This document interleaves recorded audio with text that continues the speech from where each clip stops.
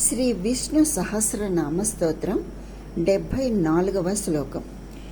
మనోజవస్తీర్థకరో వసురేతా వసుప్రదః వసుప్రదో వాసుదేవో వసుర్వసుమనాహవిః. మనోజవస్తీర్థకరో, మనోజవః అనగా మనోవేగము కలవాడు. తీర్థకరః అంటే వివిధ తీర్థములను సృష్టించినవాడు. చతుర్దశ విద్యలు బోధించినవాడు. చతుర్దశ విద్యలు అనగా 4 వేదములు, 6 అంగములు మరియు మీమాంస, న్యాయము, పురాణము, ధర్మశాస్త్రము అను 4 ప్రవచనములు. ఇంకా హయగ్రీవ రూపుడై మధుకైటభ సంహారము తర్వాత బ్రహ్మకు విద్యలు, వేదములు బోధించినవాడు అనర్థం. వసురేతాహ అంటే బంగారు వంటి రేతస్సు కలవాడు. తన తేజస్సు చేత సృష్ట్యాది యందు బంగారు వర్ణము గల బ్రహ్మాండమును సృష్టించినవాడు అని. వసుప్రదః అంటే భక్తులకు సంపదలను వసగువాడు.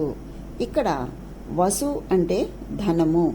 ఆ విధంగా భక్తులకు సంపదలను వసగువాడు, కుచేలునికి ధనమును ఇచ్చినవాడు అని.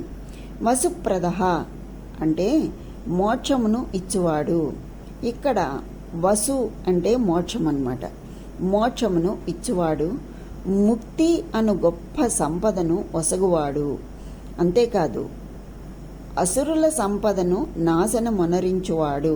ఇక్కడ వసుప్రదః అందులో దా అంటే నాశకుడు, అంటే అసురుల సంపదను నాశనమొనరించువాడు అని.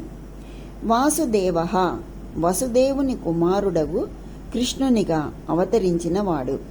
వసుః సర్వ ప్రాణులకు నివాస స్థానమై ఉన్నవాడు.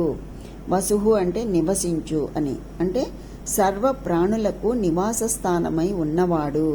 అంతేకాదు అవిశేషముగా సర్వ ప్రాణులయందు ఉండువాడు అని, అంటే అవిశేషముగా అంటే తేడా లేకుండా సర్వ ప్రాణులయందు ఉండువాడు అని. వసుమనాహ అనగా బంగారు వంటి మనసు లేదా తత్వము కలవాడు, సర్వ ప్రాణులను సమముగా చూచువాడు అని. హవిహి అంటే బ్రహ్మమే హవిస్సుగా స్వీకరించువాడు, యజ్ఞములలో హవిస్సు తానై ఉన్నవాడు అని.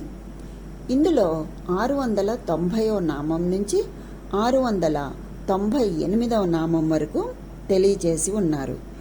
మనోజవస్తీర్థకరో వసురేతా వసుప్రదః వసుప్రదో వాసుదేవో వసుర్వసుమనాహవిః అనగా మనోవేగము కలవాడు, పుణ్య తీర్థములను బ్రహ్మాండమును సృష్టించినవాడు, సంపదలను మోక్షమును ఇచ్చువాడు, వాసుదేవుడైన శ్రీకృష్ణుడు ఆయన. సర్వ ప్రాణులకు నివాసస్థానమై ఉండి బంగారు వంటి చక్కని మనస్తత్వము కలిగినవాడు మరియు బ్రహ్మమే హవిస్సుగా స్వీకరించువాడు ఆయన. అట్టి ఆ శ్రీహరికే శతసహస్ర వందనాలు అని. స్వస్తి.